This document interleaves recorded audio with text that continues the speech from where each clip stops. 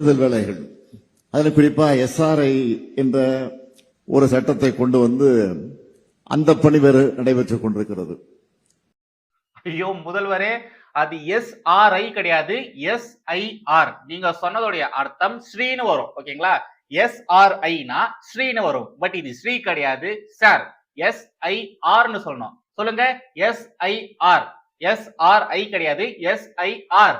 அதுல குறிப்பா எஸ்ஆர்ஐ என்ன முதல்வரை இப்படி பண்றீங்க? துண்டு சீட்டு பார்த்து படிக்கும் பொழுதே இப்படி தப்பு தப்பா படிக்கிறீங்களே. ஊபிஸ்கள் தான் கண்டென்ட்ட வாரி வழங்குறாங்கன்னா நீங்களுமா இப்படி கண்டென்ட்ட தாரவார்த்து கொடுப்பீங்க? ஏன் முதல்வரை இப்படி எல்லாம் பண்றீங்க? எதிராளிகள் கலாய்க்கிற மாதிரியான கண்டென்ட்களை ஏன் முதல்வரை நீங்களே வாரி வழங்குறீங்க? இதே மாதிரி அன்னைக்கு என்னடானா சிஏஏவை அமல்படுத்துவோம், என்ஆர்சி அமல்படுத்துவோம்னு சொன்னீங்க. பொது சிவில் சட்டம் கொண்டு வரப்படும்.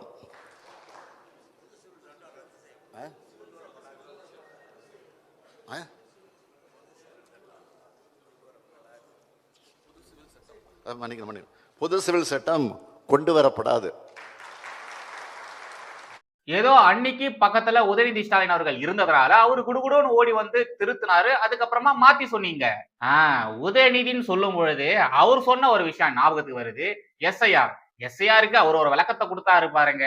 அதெல்லாம் மறக்க முடியுமா? We have continuously opposed the special intensive registration of this SIR issue.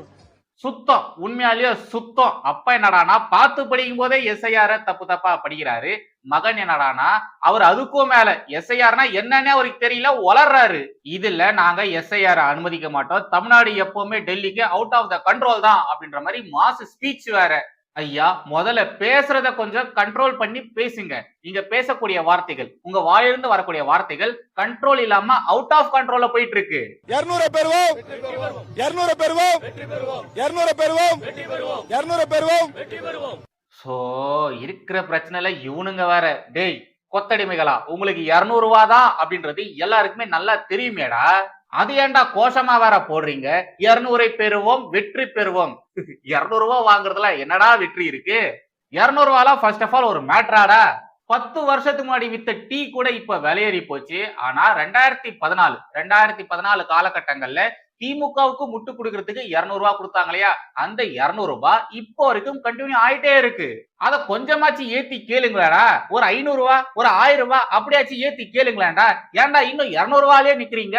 கொடுக்குற காசை கொஞ்சம் ஏத்தி கொடுங்கன்னு கேட்க வக்கு இல்ல. இதுல 200 பெறுவோம், வெற்றி பெறுவோம்னு கோஷம் வேற. ஏதாச்சும் அசிங்கமா சொல்ற போறேன்டா. தயவு செய்து அப்படிக்கா எங்கேயாச்சும் போவாங்கடா டேய். எப்பொழுதும் எதிராசன் வடிவழகு என் இதய தொழுதால் இல்லை எனக்கெதிர், இல்லை எனக்கெதிர், இல்லை எனக்கெதிரே. ஸ்ரீமதே ராமானுஜாய நமஹா. எனதரமை தேசியவாதிகள் அனைவருக்கும் வணக்கம் அண்ட் ஜெய் ஸ்ரீராம். இந்த திருப்பரங்குன்ற விவகாரம் இருக்கு இல்லையா, அது இன்னமும் முடிஞ்ச பாடே இல்ல. அந்த வழக்கினுடைய ஒவ்வொரு அப்டேட்டும் பாத்தீங்கன்னா வேற மாதிரி போயிட்டே இருக்கு. ஒவ்வொரு அப்டேட்லயும் இங்க இருக்கக்கூடிய திமுக கொத்தடிமைகள் செருப்படி வாங்கிட்டு வந்துட்டு இருக்காங்க. இவ்வளவு நாளா இந்த திமுக கொத்தடிமைகள் சோசியல் மீடியால என்ன மாதிரியான நரேட்டிவ் செட் பண்ணாங்க? அங்க இருக்கிறது தீபத்தூணே கிடையாது, அது நில அளவை கல் தான், அதுல எல்லாம் அவங்க விலைக்கு ஏற்றவே மாட்டாங்க. பிரிட்டிஷ்காரனுங்க அங்க வந்து நட்டு வச்சிருக்கானுங்க, எவ்வளவு தூரம் எல்லை இருக்கு அப்படின்றதுக்காக அந்த அளவு பாக்குறதுக்காக அந்த கல்லை நட்டு வச்சிருக்காங்க. அது தீபத்தூண்லாம் ஒண்ணும் கிடையாது, அது நில அளவை கல் தான் அப்படின்ற மாதிரி உருட்டிட்டு இருந்தாங்க இல்லையா? ஆனா இப்ப அவங்க நீதிமன்றத்துல எப்படிப்பட்ட வாதத்தை முன்னெடுத்து வச்சிருக்காங்கன்னா, அது தீபத்தூண் தான், பட் அது இந்துக்களுக்கான தீபத்தூண்லாம் கிடையாது, சமணர்களுக்கான தீபத்தூண். சமணர்கள் அங்க இருக்கும் பொழுது அவங்களுடைய வேலைகளை பாக்குறதுக்காக அந்த தீபத்தூண்ல விளக்கேத்துவாங்க. சாயங்கால நேரத்துல விளக்கேத்துவாங்க. ஏன்னா அந்த நேரத்துல இருட்டா இருக்கும் இல்லையா? சோ அவங்க படிக்கிறதுக்கு, அவங்களுடைய அன்றாட வேலைகளை பாக்குறதுக்கு சமணர்கள், ஹிந்துக்கள் கிடையாது, சமணர்கள் அங்க விளக்கேத்துவாங்க. அது சமணர்களுடையது, ஹிந்துக்களது கிடையாது அப்படின்ற மாதிரி புதுவிதமான விசித்திரமான ஒரு வாதத்தை முன்னெடுத்து வச்சிருக்காங்க. ஃபர்ஸ்ட் ஆஃப் ஆல் அது சமணர்களது கிடையாது. ஏன்னா சமணர்கள் பத்தி எத்தனை பேருக்கு இங்க தெரியும்னு தெரியாது.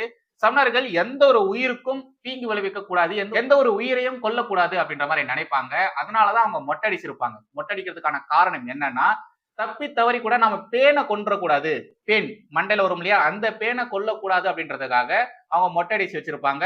அண்ட் இன்னும் ஒரு சில துறவிகளை பாத்தீங்கன்னா, அவங்க ரோட்ல நடந்து போகும்பொழுது இந்த மயில் இறகு இருக்கும் இல்லையா, அந்த மயில் இறகால ரோட்டை சுத்தம் பண்ணிட்டே போவாங்க. எறும்பு, ஈ இத மாதிரியான சின்ன சின்ன பிராணிகள் கூட நம்மளுடைய காலில் மிதிபட்டே செத்துறக்கூடாது அப்படின்றதுக்காக அவங்க அத மாதிரி பண்ணிட்டு போவாங்க. அப்படி நடந்து போகும்போது கூட காலில் மிதிப்பட்டு எந்த ஒரு உயிரும் சாகக்கூடாதுன்னு நினைக்கக்கூடிய சமணர்கள் இத மாதிரி மலை உச்சியில இருக்கக்கூடிய இந்த தீபத்தூண்ல விளக்கேத்துவாங்களா? சொல்லுங்க, விளக்கேத்துவாங்களா? ஏன் விளக்கேத்த மாட்டாங்க அப்படின்னு நான் சொல்றேன்னா, அந்த காலகட்டத்துல எல்லாம் விளக்க சுத்தி இந்த விட்டில் பூச்சிலாம் வரும், அந்த விளக்குல நெருப்புல பட்டு அது செத்து போயிடும். இதெல்லாம் இப்பவும் இருக்கு, அந்த காலகட்டத்துல இன்னமும் அதிகமாவே இருந்திருக்கும். ஓகேங்களா, புரியுதுங்களா? அப்படி இருக்கும் பொழுது சமணர்கள் எப்படி அங்க விளக்கேற்றிருப்பாங்க? அது மட்டும் கிடையாது, சமணர்கள் சாயங்காலத்துக்கு மேல இது மாதிரி விளக்குலாம் ஏத்தவே மாட்டாங்க. அதுக்கான ரீசன் என்னன்னா, அந்த விளக்குல ஏதாச்சும் பூச்சிகள் பறந்து வந்து செத்துற போகுது அப்படின்றதுக்காக அந்த விளக்கு கூட அவங்க ஏத்த மாட்டாங்க. நீங்க வேணா தேடி பாருங்க, படிச்சு பாருங்க, உங்களுக்கே அது கிடைக்கும். அப்போ சமணர்கள்ட்ட அவங்க காலத்துல இருந்தப்போ இந்த மாதிரி ஏதாவது தீபம் ஏற்றுற வழக்கம்? தீபம் ஏற்றுகிற வழக்கம் அவர்களுக்கு கிடையாது. ஏனென்றால் அந்த தீபத்திலே சில உயிரினங்கள் விழுந்து செத்துரும். அதனால இரவு நேரத்தில் தீபம் ஏற்ற மாட்டார்கள். அதனால தான் இரவுக்கு முன்பாகவே உண்டு விடுவது அவருடைய வழக்கம். பகல்லே சாப்பிடணும், 6 மணிக்குள்ள சாப்பிடணும். அதனால் அவர்கள் தீபம் ஏற்றினார்கள் என்று இது சொல்ல முடியாது. இவ்வளவு நாளா அது நில அளவைக்கல்லுன்னு சொல்லிட்டு இருந்தாங்க, அது தீபத்தூண் இல்லைன்னு சொல்லிட்டு இருந்தாங்க. இப்ப என்னடானா அது தீபத்தூண் தான், பட் அது இந்துக்களுக்கான தீபத்தூண் கிடையாது, அது சமணர்களுக்கான தீபத்தூண் அப்படின்ற மாதிரி உருட்டிட்டு இருக்கானுங்க. டே பை டே இந்த திமுக கொத்தடிமைகள் அவங்களே எக்ஸ்போஸ் ஆயிடுறானுங்க, மாட்டிக்கிறானுங்க, பச்சையா மாட்டிக்கிறானுங்க. ஓகே, இப்ப இந்த திருப்பரங்குன்ற வழக்கு விவகாரம் குறித்து கொஞ்சம் டீப்பா போய் பார்க்கலாம். நீதியரசர் திரு ஜி.ஆர். சுவாமிநாதன் அவர்களை எப்படியாச்சும் பதவி நீக்கம் செய்யணும்னு இந்த புள்ளிங்க கூட்டணி எம்பிக்கள் கங்கணம் கட்டிட்டு சுத்திட்டு இருக்காங்க. அதுக்கு என்னென்னலாம் பண்ண முடியுமோ, எவ்வளவு கேடுகட்ட காரியங்கள் இருக்கோ அது எல்லாத்தையுமே இவங்க பண்ணிட்டு வந்துட்டு இருக்காங்க. டிசம்பர் 3ஆம் தேதி கார்த்திகை தீபத்தன்று இந்துக்கள் அந்த தீபத்தூண்ல தீபம் ஏத்தணும், தீபம் ஏத்தியே ஆகணும் அப்படின்ற மாதிரி அழுத்தம் திருத்தமா ஒரு தீர்ப்பை திரு ஜி.ஆர். சுவாமிநாதன் அவர்கள் கொடுத்திருந்தாரு. அந்த தீர்ப்பை இந்த திமுக அரசு, இந்து விரோத திமுக அரசு கேட்கவே இல்லை. வேணும்னு தமிழகத்துல ஒரு அன்ரெஸ்ட் சிச்சுவேஷனை இவங்க உருவாக்கிட்டு வந்துட்டு இருக்காங்க. தொடர்ந்து 2 முறை இந்த வழக்குல திமுக தோத்து போயிருந்தாலும் இவங்க அடங்காம மேல்முறையீடு பண்றோம்னு உச்ச நீதிமன்றத்துக்கு ஓடி போயிருக்காங்க. ஆல்ரெடி இந்த திமுக அரசு மேல நீதிமன்ற அவமதிப்பு வழக்கு வேற சைட்ல போயிட்டு இருக்கு, அது ரொம்ப ஸ்ட்ராங்கா வேற போயிட்டு இருக்கு. இந்த நேரத்துல உச்ச நீதிமன்றத்துல மேல்முறையீட்டுக்கு வேற போயிருக்காங்க. திருப்பரங்குன்ற விவகாரத்துல நேர்மையான தீர்ப்பை, உண்மையான தீர்ப்பை ஜி.ஆர். சுவாமிநாதன் அவர்கள் கொடுத்திருந்தாரு. சோ அவரை எப்படியாச்சும் பதவி நீக்கம் செய்யணும்னு இந்த புள்ளிங்க கூட்டணி எம்பிக்கள் முடிவு பண்ணியிருக்காங்க. சில பல நாசக்கார வேலைகளிலும் அவங்க ஈடுபட்டு இருக்காங்க, அதை செயல்படுத்தவும் செஞ்சிருக்காங்க. இது நீதித்துறைக்கு எதிராக நடத்தப்படும் தாக்குதல், நீதித்துறைக்கு எதிராக இவங்க செய்யக்கூடிய அராஜகம். புள்ளிங்க கூட்டணி எம்பிக்கள் செய்யக்கூடிய இந்த காரியமானது வெக்க கேடானது. இவங்களுடைய முகத்தெரிய இவங்களே கீச்சு தொங்க விடுறாங்க. நாம எக்ஸ்போஸ் பண்ண வேண்டாம், அவங்களே எக்ஸ்போஸ் பண்ணிக்கிறாங்க. இந்த புலிங்க கூட்டணி எம்பிக்கள் நீதியரசர் திரு ஜி.ஆர். சுவாமிநாதன் அவர்களுடைய தீர்ப்புக்கு எதிராக இது மாதிரியான விஷயங்கள் பண்ணல. இந்த புலிங்க கூட்டணி எம்பிக்கள் அவங்களுடைய அதிகாரத்தை வச்சு நீதித்துறைய தலைவணங்க வைக்க முடியும் அப்படின்ற மாதிரி காட்டிட்டு இருக்காங்க. நாங்க நினைச்சா என்ன வேணாலும் பண்ணுவோம், எங்களுக்கு அந்த அதிகாரம் இருக்கு, நாங்க கடந்த காலங்கள என்னெல்லாம் பண்ணிருக்கோம் தெரியுமா அப்படின்றத மறுபடியும் இந்த காலகட்டத்துல இவங்க ரீகால் பண்ண பாக்குறாங்க. இந்த நேரத்துல இந்த புலிங்க கூட்டணி எம்பிகளுக்கு பெருசா பவரே கிடையாது. ஓகேங்களா, பெருசா பவரே கிடையாது. தமிழகத்துல திமுக ஆளுங்கட்சியா மட்டும்தான் இருக்காங்க, மத்தபடி வேற எங்கேயுமே இவங்களுக்கு எல்லாம் பவரே கிடையாது. இந்த கும்மிடிப்பொடியை தாண்டா திமுக யாருன்ற மாதிரிதான் கேட்பாங்க. அப்படி இருக்கும் பொழுது நீதித்துறைக்கு எதிராக இவங்க என்னெல்லாம் பண்றாங்க பாருங்க, நீதித்துறையை எவ்வளவு படாத பாடுபடுத்துறாங்க பாருங்க. கொஞ்சம் யோசிச்சு பாருங்க. ஜஸ்ட் இமேஜின், அந்த காலகட்டங்கள்ல இவங்க எல்லாருமே செம்ம பவரா இருந்தாங்க இல்லையா, ஃபுல் மெஜாரிட்டில இருந்தாங்க இல்லையா, அந்த நேரத்துல நீதித்துறையை என்ன பாடுபடுத்திருப்பாங்க, என்ன மாதிரியான காரியங்கள்லாம் செஞ்சிருப்பாங்க. ஆனா இவங்க தான் சொல்றாங்க பாஜக ஒரு பாசிச கட்சி, மோடி ஒரு சர்வாதிகாரி அப்படின்ற மாதிரி இவங்க தான் சொல்றாங்க. இந்த புலிங்க கூட்டணி கட்சிகள் இருக்கு இல்லையா, இவங்க அந்த காலத்துல இருந்து இந்த காலம் வரைக்கும் மாறவே இல்லை. எப்பவுமே இவங்க இப்படிதான் இருக்காங்க.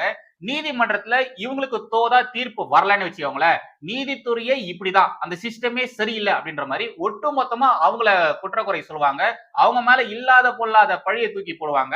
ஆனா இவங்களுக்கு தோதா, இவங்களுக்கு சாதகமா தீர்ப்பு வந்ததுன்னா நியாயம் வென்றது, நீதி வென்றது அப்படின்ற மாதிரி வெக்கமே இல்லாம நாடகம் போடுவாங்க. இந்த இவிஎம் விவகாரத்துல இவங்க என்ன சொல்லிட்டு வராங்க, அதே மாதிரிதான், அதே கேஸ் தான் இங்கேயும். இவங்க இப்ப செய்யக்கூடிய இந்த சேட்டைகள் ஏதோ புதுசா இன்னைக்கு நேற்று செய்யறதெல்லாம் கிடையாது.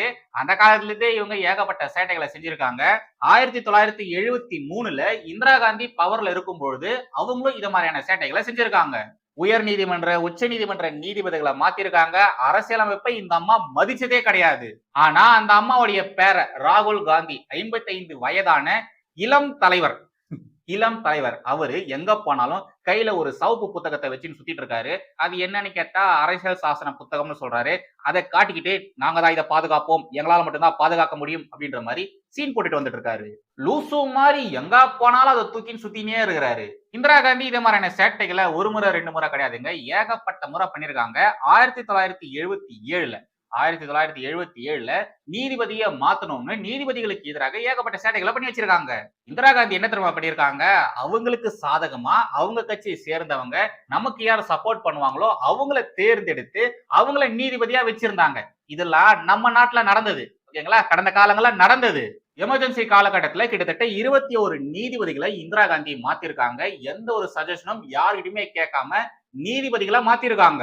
2018ல இந்த புலிங்க கூட்டணி கட்சிகள் தலைமை நீதிபதி தீபக் மிஸ்ரா அவர்களுக்கு எதிராக அவரை பதவியிலிருந்து தூக்கணும், அவருடைய பதவியை காலி பண்ணணும்னு சொல்லி முயற்சிகள் பண்ணாங்க. பட் அது நடக்கவே இல்லை. அவங்களுக்கு சாதகமா தீர்ப்பு தரல அப்படின்றதுக்காக அந்த நீதிபதியவே மாத்தணும், அந்த நீதிபதியை தூக்கணும், அந்த நீதிபதியுடைய பதவியை புடுங்கணும்னு இல்லாத பொல்லாத ஆட்டங்கள் இவங்க போட்டிருக்காங்க. இவங்க பவர்ல இருக்கும் பொழுதும் சரி, பவர்ல இல்லாத பொழுதும் சரி. இந்த காங்கிரஸ் இருக்கு இல்லையா, இந்த காங்கிரஸ் எப்படிப்பட்ட கேடுகட்ட கட்சினா, இவங்க நீதித்துறையை மட்டும் டாமினேட் பண்ணணும்னு நினைக்கல. மாநில அரசுகள், மாநிலத்துக்கு அவங்களுக்கு சுயமா எந்த ஒரு பவரும் இருக்கக்கூடாது அப்படின்றதுலயும் பயங்கர போக்கஸ்டா இருந்தாங்க.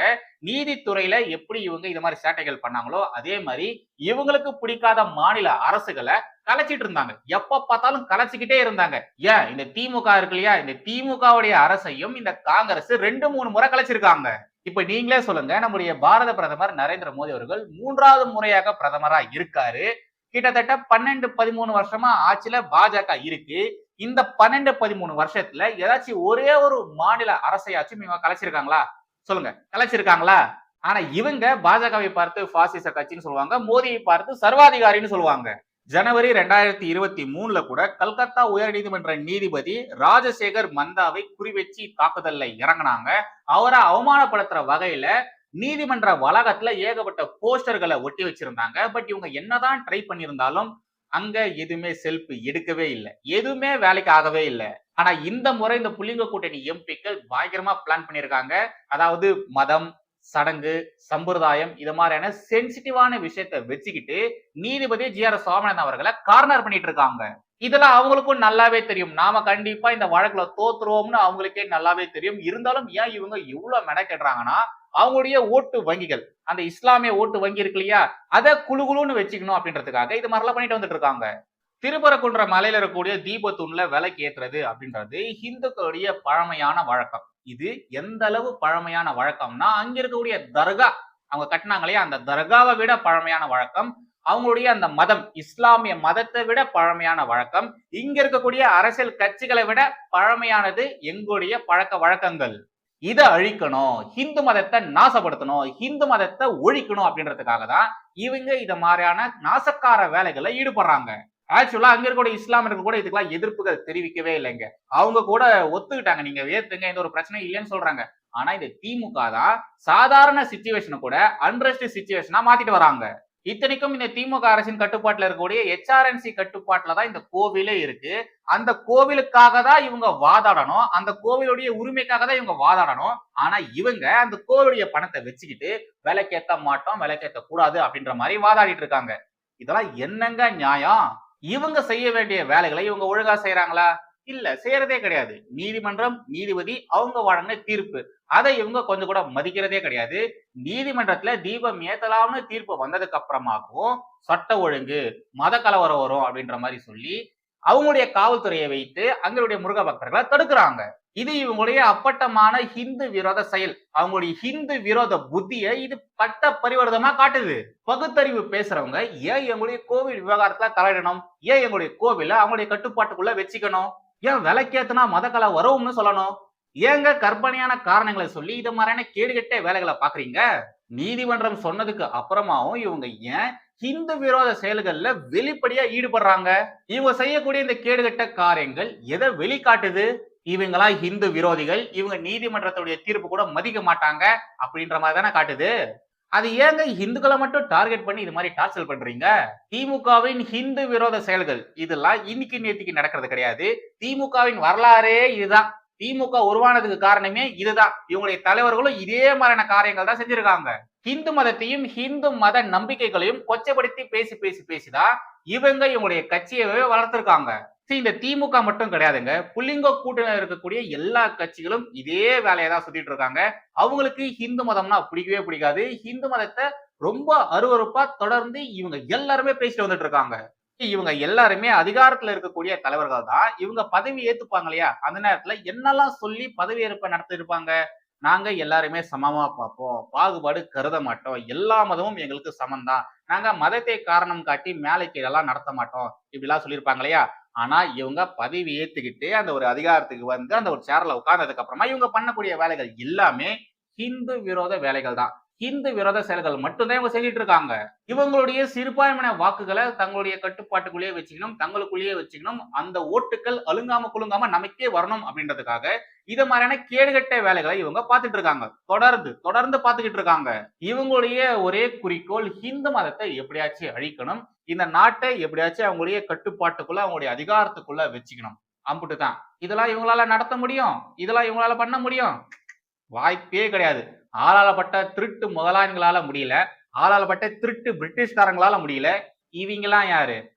இவங்கெல்லாம் யாரு? இவங்களால என்னத்த பண்ண முடியும்?